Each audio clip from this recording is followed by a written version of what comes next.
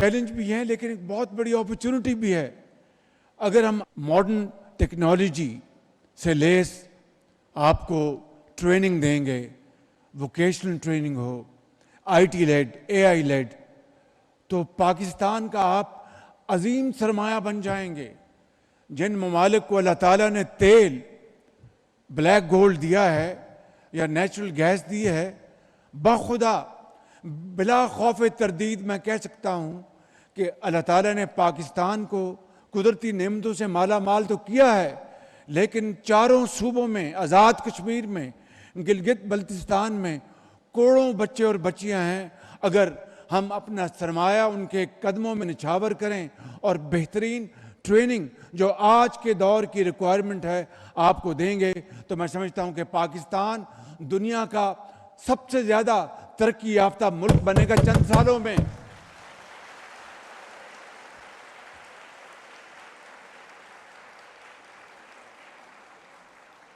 लेकिन ये काम करने से होगा। राना मशहूद साहब ने एक बड़ी जानदार तकरीर की है और दिलों को गरमाया है, और मुझे बड़ी खुशी हुई कि पिछले एक साल के इस अरसे में जो मैंने इनसे कई मीटिंग्स की, इनकी टीम के साथ बैठकर कई घंटे हमने इसके ऊपर लगाए, लेकिन आज जिस अज़म के साथ और जिस वलवले के साथ उन्होंने आज जो तकरीर की है, उन्होंने मुझे और आपको मुतासर किया है।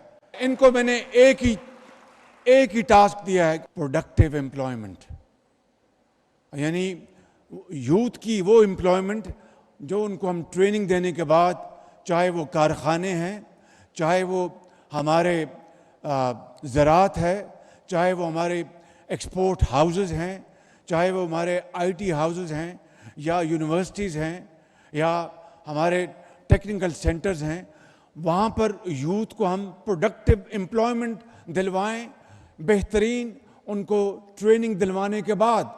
और उस ट्रेनिंग की जिम्मेदारी, ये मैं आपको बिला खौफ तरदीद कहना चाहता हूँ, इनको मैंने कहा कि अपने अखराजात और कम कर देंगे, जितने भी अखराजात चाहिए बेहतरीन ट्रेनिंग के लिए, पाकिस्तान के यूथ की ट्रेनिंग के लिए। मैं आप सबको गवाह बनाकर कहता हूं कि वो अरबों हो या खरबों आपके कदमों में निछावर करूंगा ताकि आपकी बेहतरीन ट्रेनिंग हो। हमारे जो ट्रेनिंग सेंटर्स हैं उनमें बेहतरीन ट्रेनर्स आने चाहिए। नेफ्टेक के यहाँ पर एमडी बैठे हैं, आप वो मज़ामीन लेके आएँ जिसके ज़रिए हमारी नौजवान नस्ल जो है वो ट्रेनिंग लेकर फिर उनको इख्तियार हो कि पाकिस्तान में उनको किसी इंडस्ट्री में जॉब मिलता है, या कुवैत में या कतर में या दुबई में या अबू धाबी में या सऊदी अरेबिया में, लोग उनको हाथों हाथ उनको दरख्वास्त करके आएँ, आप हमारे पास आके काम करें, आपको इतने हज़ार दिनार या दिरहम या डॉलर्स आपको तनख्वाह मिलेगी। मैं समझता हूँ कि ये वो विज़न है जिसके लिए मैंने दिन रात एक साल में प्रिपरेटरी वर्क किया है। और मेरे यहाँ पर बैठे नौजवान बच्चों और कौम के अजीम बेटों और बेटियों, मैं आपसे वादा करता हूँ कि जिस तरह मैंने एक हकीर तरीके से पंजाब में तालीम के मैदान में, हेल्थ के मैदान में और नौजवानों के लिए जो मैंने खिदमात की, ये मेरा अज़्म है। I am now in the 74th year of my life, and probably this is the last part of my life. Allah knows कि मेरी कितनी ज़िंदगी, लेकिन मेरी एक अल्लाह ताला से दुआ है कि जो भी मुझे मौका दिया है, मैं अपने इस मुल्क की जो सबसे बड़ा असासा है, she said it's a great opportunity, I say you are great asset of Pakistan, कि अगर इस असासे की हम इस तरह खिदमत कर सकें कि बेहतरीन हुनर इनके हाथ में दें, बेहतरीन गैजेटरीज इनके हाथ में दें, तो I will be very comfortable in my grave. तो मैं आपसे आज वादा करता हूँ कि ये जो पोर्टल जो इन्होंने बनाया है, लॉन्च किया है, आई विल मेक श्योर कि अल्लाह ताला के फजल करम से सूबों के साथ मिलकर जितने भी वसाइल आपको चाहिए मैं आपके हवाले करूँगा और आपको पाकिस्तान का अजीम सर मैं बनाऊँगा इंशाअल्लाह।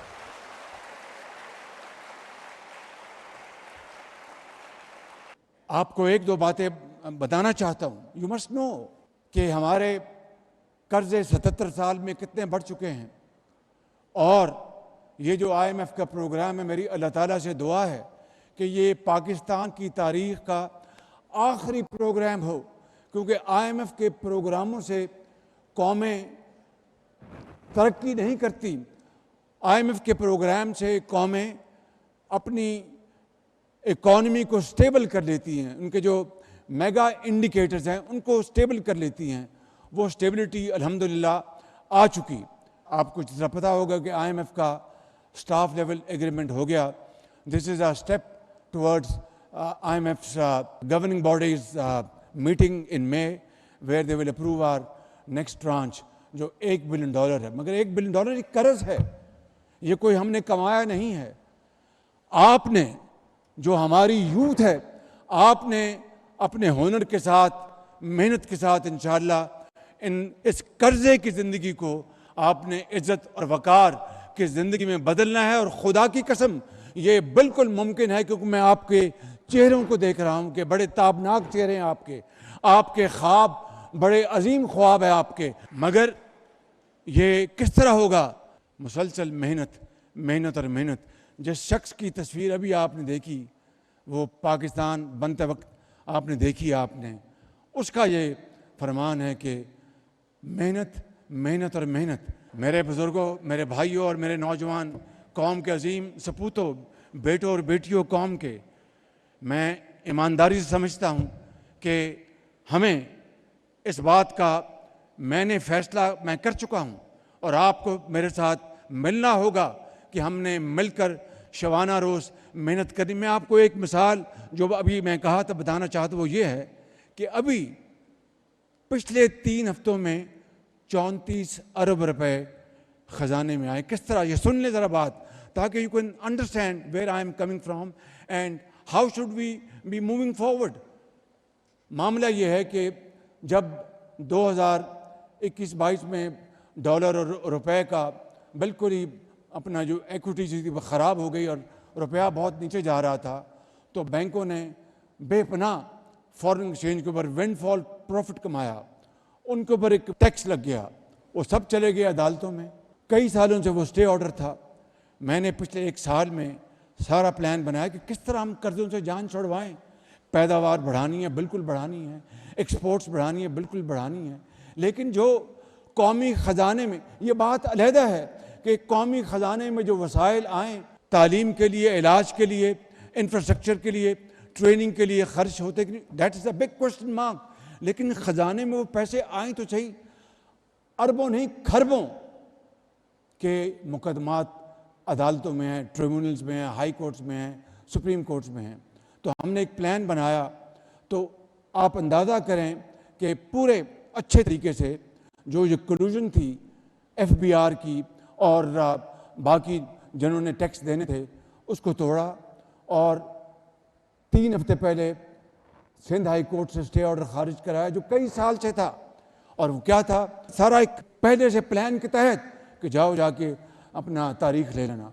कई सालों से तारीखें मिल रही हैं, उधर से खुदार ले रहे हैं, और पाकिस्तान की मईशत का भरकस निकल रहा है। तो क्या हुआ? This is all about the will to do. वहाँ पर हमने गए